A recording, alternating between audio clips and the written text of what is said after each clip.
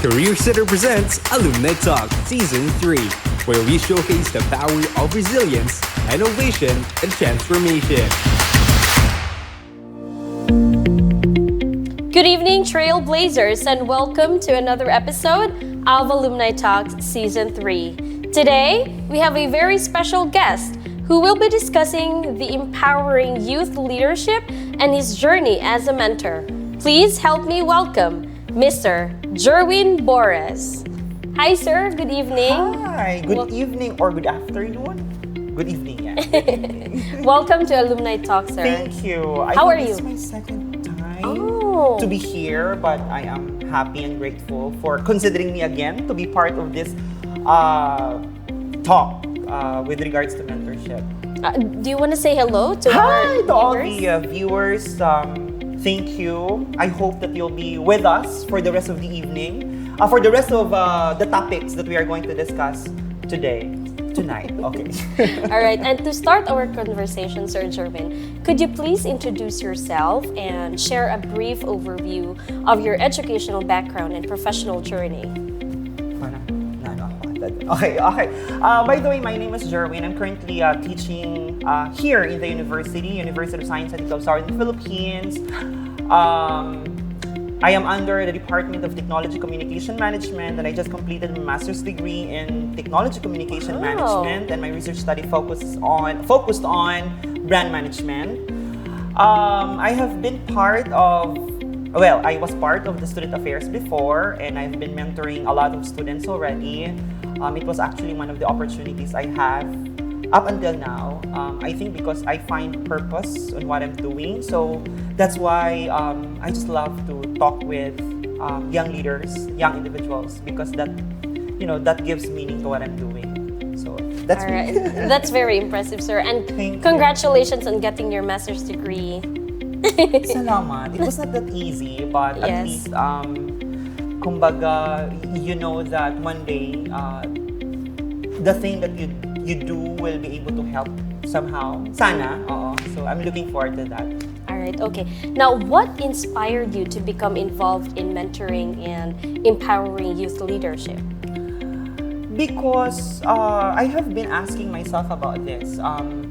Paano ba ako makatulong? Kasi, syempre, I finished my 4-year degree course, and then I studied masters in TCM, and then I keep on asking myself where I could share and where could I kumbaga share my knowledge to those individuals, and one day I always tell myself na if my purpose is really clear, kumbaga kasi yung motivation ko pala when you're asking about my inspirations, that I'm afraid kasi that one day if I will not be here in the world, and then the creator will ask me, what have you done with all the talents and the skills that you have? So that's one of my inspirations, that I have to do best, and then to also mentor other people.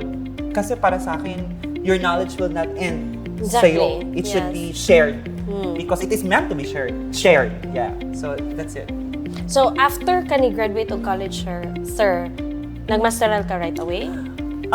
Actually, Nag-enjoy? Nag-enjoy pa ko sa life. I just love to, yun nga, babalik tayo, because I just love to talk with student leaders, when you listen to them and they're telling you na, sir, I want to help other people, I want to help the community, and then I have been into leadership when I was in college, so nag-enjoy ako doon. And then I realized also that I cannot give what I do not have anymore. So when you are already, you have already given so much, and then parang I need to also capacitate myself so that I could give something for other people. So that's why I decided to continue my journey as, yung sumasteral ko. So good thing, natapos natin. Yung parang, salamat Lord for giving me this opportunity na matapos talaga. Because this is actually, siguro I am just so blessed to be surrounded with those people who also inspired me. Diba? Exactly. Kasi sabi nga nila, if yung love tank mo, kumbaga, kailangan mo din na, we have to be very honest about this, diba? Na it's not about giving most of the time. You need also someone to feel that sa sarili mo. So, in a way, because of those people, kaya natapos tayo. Yun siguro. And why is it important to empower and support youth leadership? Why is it important to empower and support youth leadership? Because you know that these people will be able to do something in the future. And you know that one day, kasi for me, I keep on telling myself, my success does not define on I will become someone na I will become the, you know, yung parang highest position.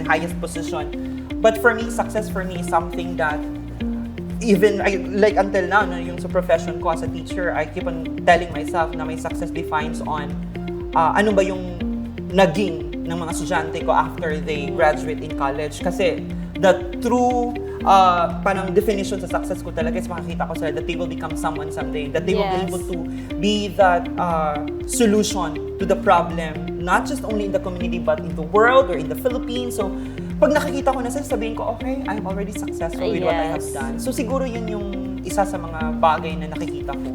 Especially if mo graduate silang cum laude. For me kasi, kung cum laude, yes, that's actually a plus. Pero for me kasi, being able to graduate in cum laude, magna cum laude is just a reward. Wow. But more on something kasi sa akin, like, when you graduate, how can you help your knowledge? How can you maximize and utilize that knowledge that you have for you to be able to help other people? Kasi for me right now, when you do something because of yung parang yung motivation ko kasi I'm gonna earn something from this. It's not about that. It's about para sa akin na it's about you have that passion to do something and then you know that what you're doing is can actually be able to be the light to other people as well and you uplift their life. And then because of that, because you keep on doing and you see that, wow, I help other people, I think that actually sustains us. Mahirap yung nagtatrabaho for the sake of your own, yung parang mas maganda kasi yung may meaning talaga yung ginagawa mo. So I guess dyan ako may hugot. Okay, all right. Now, in your experience, what are some of the unique strengths and perspectives that young leadership bring to the table? Unique perspective, siguro sa akin, when you are going to be a leader, you should empathize other people.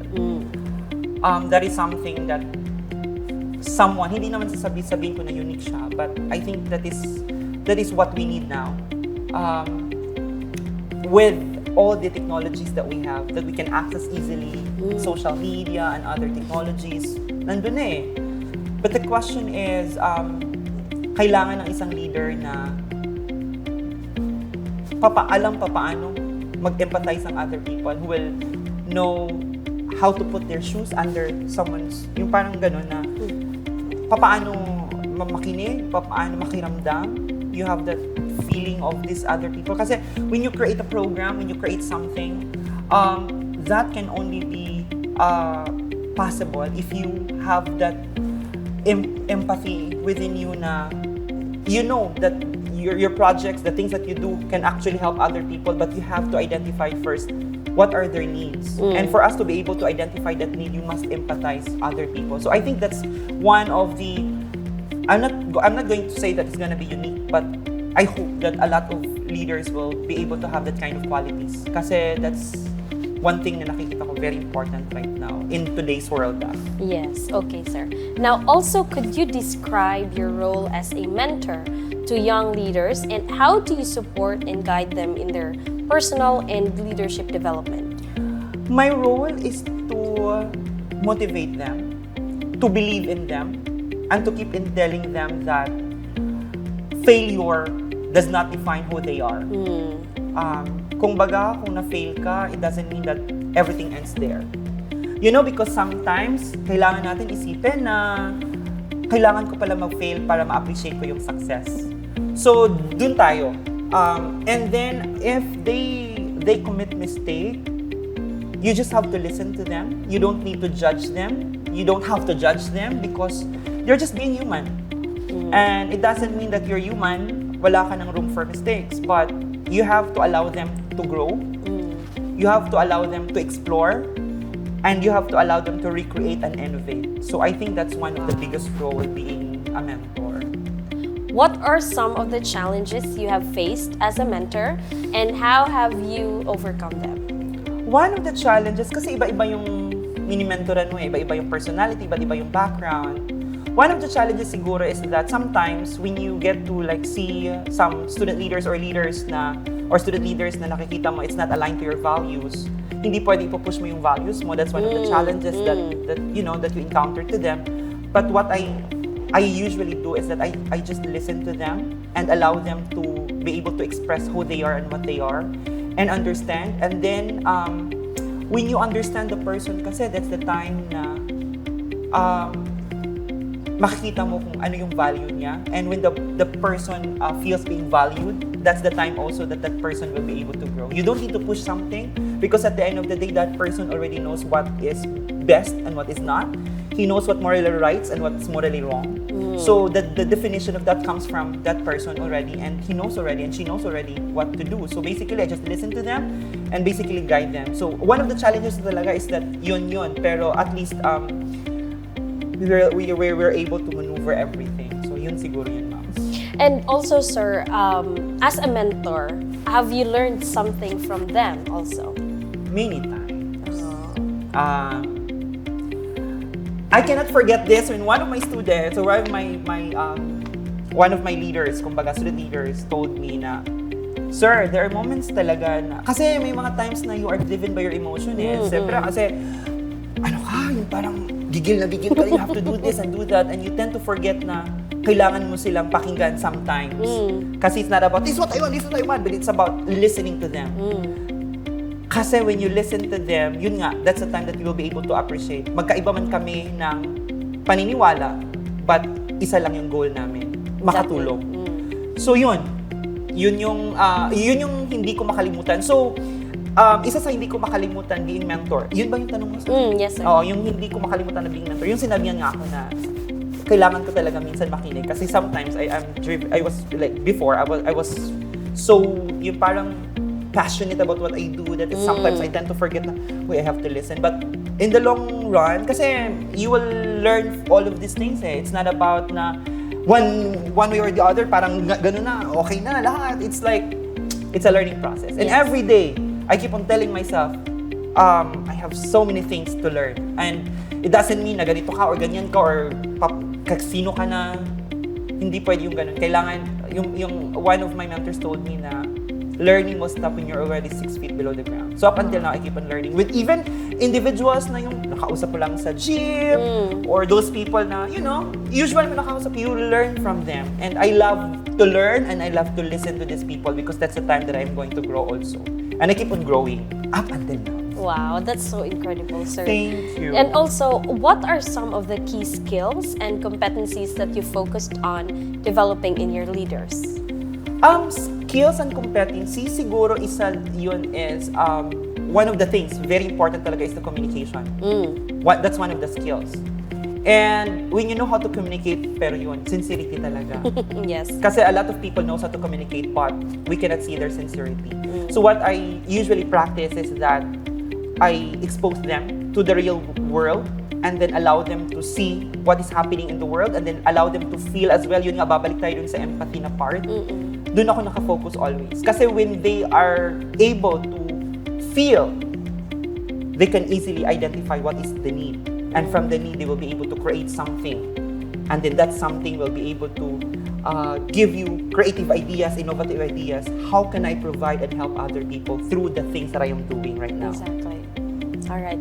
Now, also, how do you help them enhance their problem-solving skills, communication, and decision-making abilities? Just expose them and allow them to experience. Kasi para sa akin, I have this, I believe in this principle na learning by doing.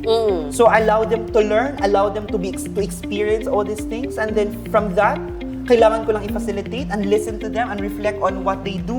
And then when you listen to them and then you realize na pwede kaya ganito natin gagawin yan, and allow them to resolve the problem. Kasi along the way, when they know how to solve the problem, that's the time that they already know how to see, that's the time that they are already prepared to face the real world. So, yun yung always ko sa kanila. Allow them to experience, allow them to commit mistake, and allow them to learn, and allow them to resolve the problem that they encounter. Experiential learning nga sabi. Yes. And there are times, sir, like, let's say, freshmen or mga, yun bang, ayaw pa nag-enroll, ayaw pa na-experience mag-school, from senior high school, let's say, And then how do you help them? And they want to be a leaders, and how do you help them to build their confidence in their abilities and overcome challenges? Siguro unang-una talaga is that I have to listen to ano yung mga background nila. Kasi they're coming from different families eh. How do I help them? Para sa akin kasi it's not about, siguro it's about motivating them that they can do something. Yun nga, always ko sinasabi, allowing them to grow and allowing them to take up space in the society and tell them that they don't need to be someone to be able to take up that space in the society. They just have to be themselves. For me kasi, to allow these people na who they are is already enough. That is already something for me. And then, from that, dun tayo magsisimula. Na alam niya kung sino siya. Kasi yung pinaka-importante, kasi kilala mo yung sarili mo. Yun yung pinakamahirap daw, mama. When a lot of people when people will ask you, who are you? Yun yung pinakamahirap na tanong na sasagutin mo daw. Kaya, you have to allow them to know themselves more so that they will be able to know other people as well. And from that, if kilala niyo yung sarili niya, alam na yung ano yung gusto at hindi nila gusto, siguro that's the time na doon din tayo sasabay sa kanila at kung paano tayo makakatulong. So I think that's one thing. Kung paano, how Super nice. And are there any particular resources or tools or strategies that you could recommend for effective youth mentoring?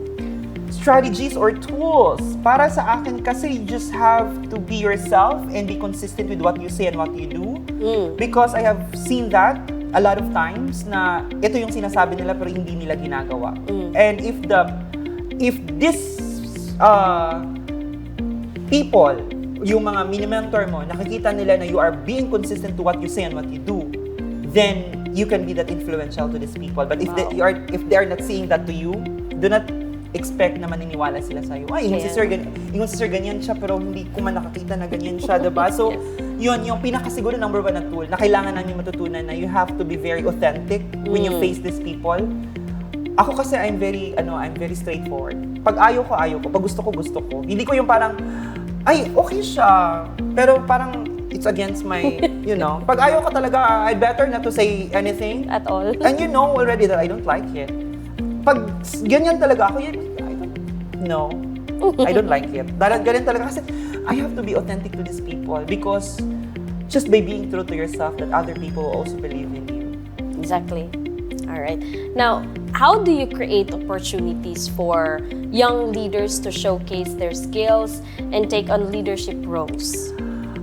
Yun nga, expose them. And then, ito din, usually ginagawa ko, yung mga sa student leaders na, mini-mentoring ko din, usually, sinisendan ko yan sila ng mga link where they can actually, yung parang iba't ibang platform na kung saan sila pwedeng mag-explore, mag-grow. Meron namang mga iba't ibang opportunities na pwede lang pag-applyan for a leadership, yung parang mga leadership trainings. Isa din yun. But babalik pa din tayo sa, experiential learning. Kasi iba talaga pag ang estudyante or yung mini-mentoran mo is na-experience talaga niya first hand. And then, saan ako bilang mentor, dun ako sa tatabihan ko siya, kakausapin ko, and I'm gonna tell, if magtatanong siya, sasagot ako, and I just allow that person to grow. Yun siguro. And also, ulit yung mga tugon. That's okay, sir. Now, anyway, can you provide an example of a project or initiative where you have helped young leaders step into positions of responsibility and make a positive impact?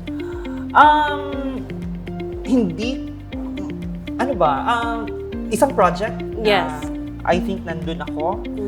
Siguro, I have this student organization. I will not be naming names for now. Okay. I have this student organization, of course, na yung parang these students actually believe in what you do and why you do what you do. Okay. So, because of that, yung parang we have this Magpakabana Kita program wherein it's actually about environmental advocacy, about single-use plastic, and meron pa pala. Aside from that, single-use plastic, and then we have seen that there's really a change in kasi we advocate na because of what is happening around the world right now and expose them to, you have to see ano yung pwede nating gawin, ano pwedeng magawa, diba? So, isa yun sa mga program na ginawa natin, of course, with the ginawa ng mga student leaders. And one thing also is that we have this Yaka Kaya also program.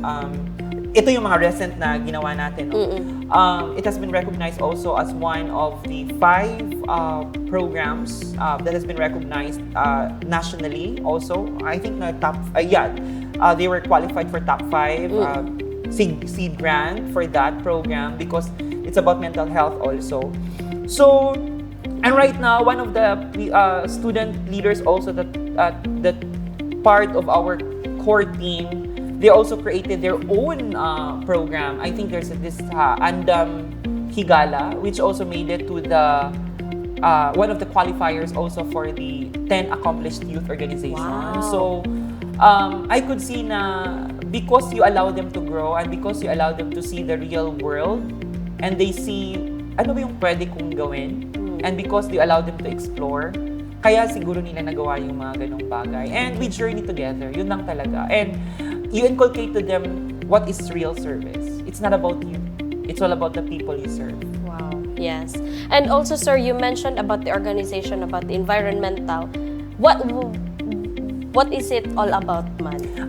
Kasi the single-use plastic kasi has been an advocacy for this organization, the Federation of Accredited Extracurricular Student Organization. This has been one of their advocacies. It's about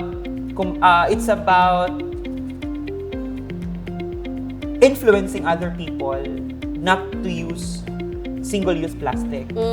Encourage them to bring their own utensils when they, syempre kakain sila sa cafeteria and stuff. And then, meron din, nagsanga-sanga na yun may mga student organizations because there is what we call na nakita na collaborative effort. Kasi I always believe na hindi kayang magawa ng isa. Kailangan, it takes a lot of like village for you to be able to realize that. So nagtutulungan, may iba't ibang organizations na yun nga aligned din sa advocacy na yun. So nagtutulungan and in fact naman in fairness naman, simula noon, makikita mo yung mga students din nagdadala ng sariling tumbler. Successful. Oo, yes. nagdadala ng sariling baunan.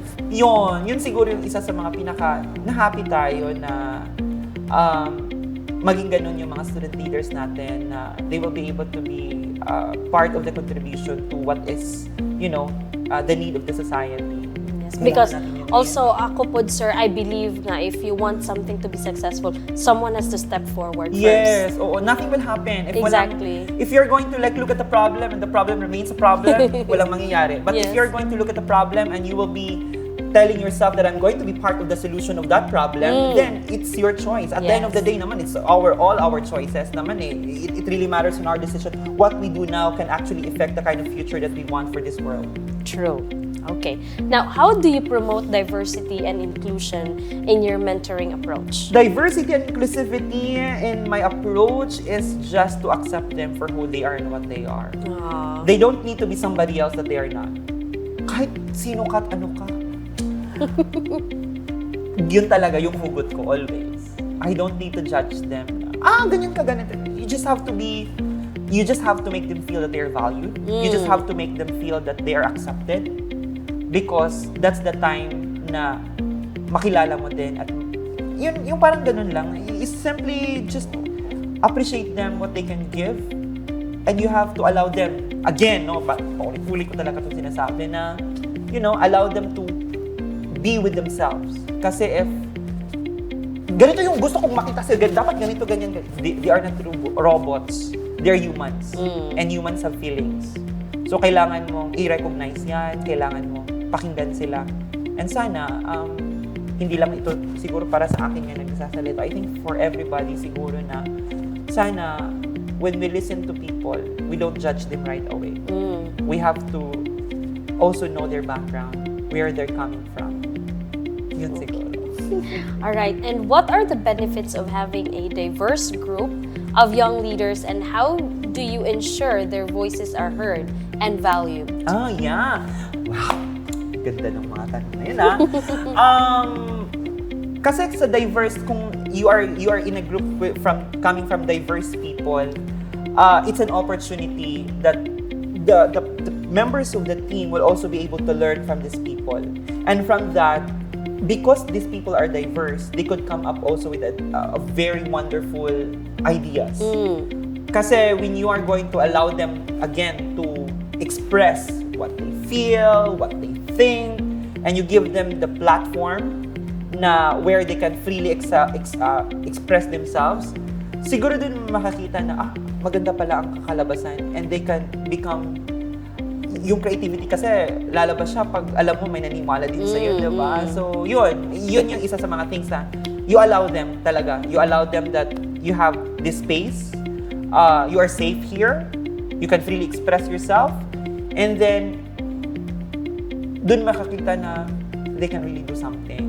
Hindi na ganun super specific yung sinasabi ko, but actually, at least, no, yun yung kabuuan ng ginagawa natin kung especially pag I am part of the mentoring program, yung mga ganung bagay. Okay. And also, sir, can you share any success stories or instances where a young leader you mentored made a significant impact or achieved notable accomplishments? Yeah, I think I have to name her. Her, yeah. I have to name them.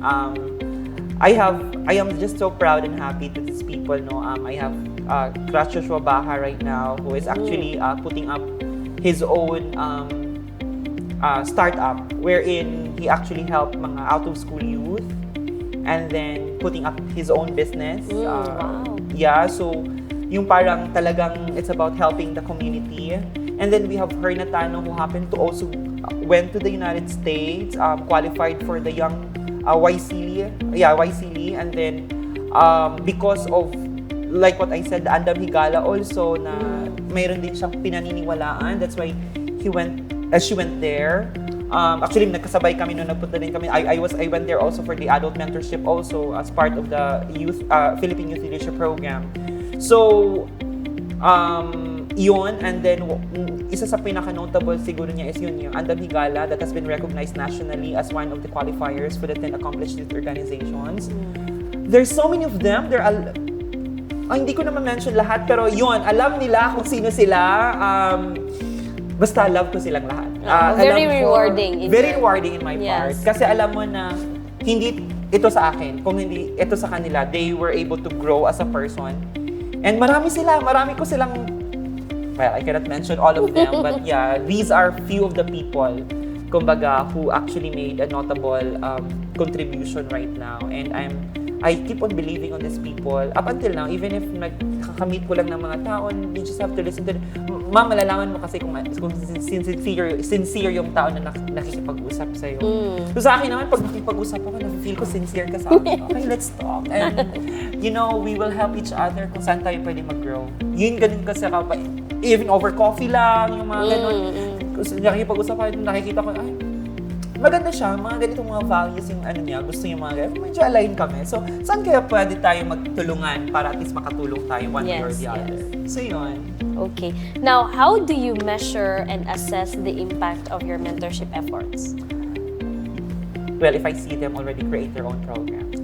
If I see them being able to influence other people to be the kind of person also na nakakatulong sa ibang tao. So, dun siguro yung isa sa mga measurement ko na, okay. You were great.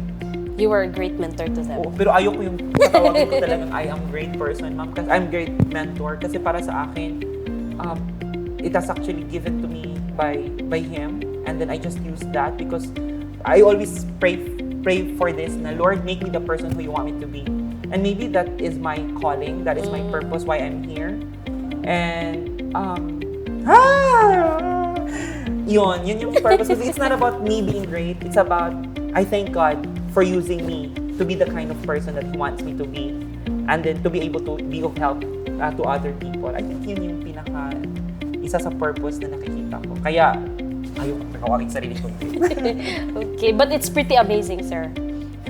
Praise God, praise Yeah, God. praise Kasi God. siya naman yung nag-maneuver sa life ko. Okay. Kung saan ako, yung sa mga prayer ko talaga, always ko sinasabi to na, Lord, i-direct mo lang ako kung saan ako pwede. Saan ako gustong mong mag-grow. And saan mo ko gustong magamit para to share that love that you give me. Diba? Yun lang. Yes. Sharing love to other people. Give that love to other people. Okay. And also, sir, do you encourage the young leaders you mentor to become mentors themselves? Yes! Very much. How do you promote a culture of paying it forward? Ako naman, I always tell them na the knowledge that you the learnings that you have from the organization does not end here. It should be shared.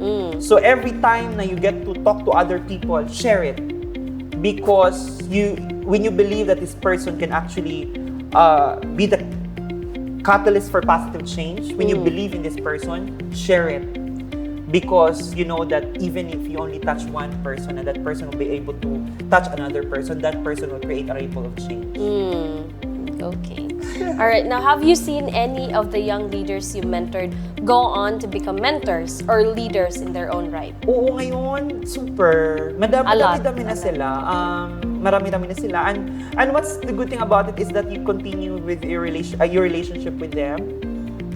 Kasi alam mo na, yun talaga pinaka-importante, ma'am, when they see that you're sincere to what you do, and then they see it from you. Pag nakikita nila, yun yung direction mo. Hanggang ngayon, and it's rewarding for me na, okay, at least nagawa natin yung pwede natin gawin, and hindi ko binibigyan yung credit sa sarili ko talaga. It's about, thank you, Lord, for allowing me to mentor these people and for giving me this knowledge, ideas, and wisdom to share to other people so that this wisdom can also be shared to other people. And also, what are some valuable lessons you have learned through your experience of mentoring youth leaders? One of the valuable lessons, ganda ng tanong na yan na makakapag-isip ako ng video. Valuable lessons. Hindi sa lahat ng panahon, tama ka. You need to listen so that you will be able to understand them. Now, wrapping up, what final career advice can you give our Trailblazers about your journey as a mentor or your thoughts on empowering your youth leadership? Siguro one advice, hindi naman one advice, the advice that I could give them is continue to explore. And the world is so noisy. Be careful who you listen to because not all voices that you've heard are true. So only listen to those people na alam mong authentic and true. Because you will be able to see na what they're saying or what they are telling you is actually true. So be careful, yun. Okay, sir, thank you so much Thank you. for sharing your insight and experiences with us. And it has been a pleasure having you as our resource speaker. Salamat kayo. Telling everyone being true to themselves, growing, exploring, be authentic. Grabe. Yun talaga yung authenticity, ma'am. Pinaka-importante talaga yun. Well, your dedication to empowering youth leadership is truly inspiring, and we appreciate your time and the knowledge you've imparted to our audience. Thank you so much. Salamat! Before we wrap up, I want to remind all our viewers about the incredible resources and support available at the USCP Career Center. Whether you're a student, alumni, or professional seeking career guidance, the Career Center is here to assist you on your path to success. Make sure to follow us on Facebook at USCP Career Center and subscribe to our YouTube channel for more career advice, alumni stories, and upcoming episodes of Alumni Talks. You can also visit our website at www.uscp.edu.ph/Career Center to access a wealth of career resources, job listing, and networking opportunities. Remember, your career journey is a continuous evolution, and the USCP Career Center is here to guide and empower you every step of the way. Keep striving, keep growing, and keep reaching for your dreams. Thank you for joining us today, and join us next time as we continue to explore the remarkable journeys of our accomplished alumni. Until then, keep dreaming big and nurturing your ideas. Good night, Trailblazers! Good night!